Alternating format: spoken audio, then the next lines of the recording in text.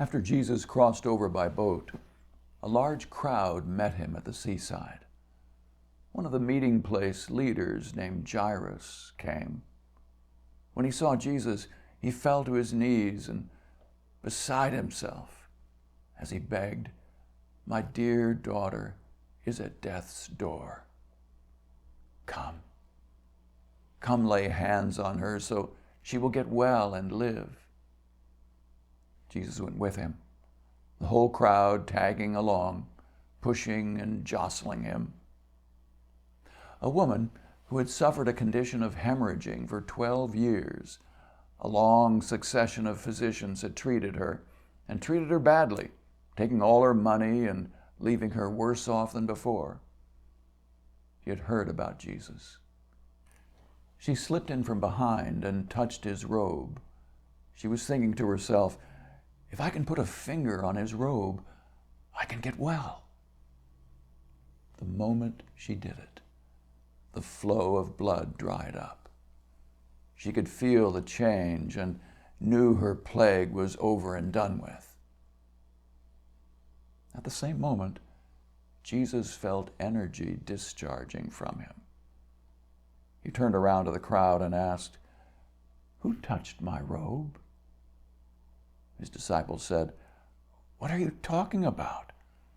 With this crowd pushing and jostling you, you're asking, 'Who touched me?' Dozens have touched you."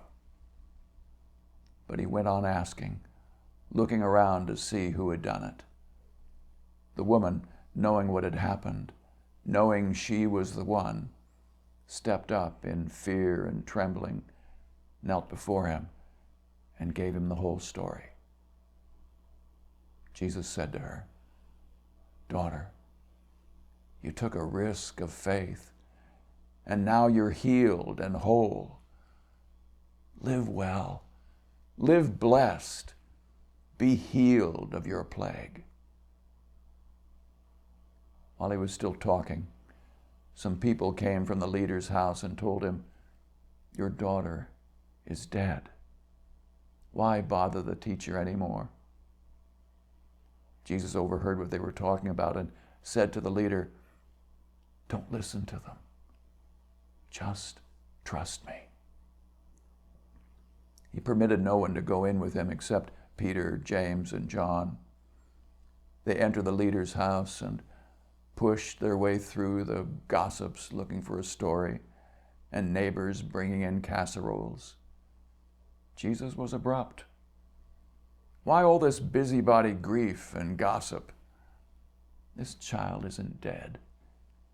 She's sleeping." Provoked to sarcasm, they told him he didn't know what he was talking about. But when he had sent them all out, he took the child's father and mother, along with his companions, and entered the child's room.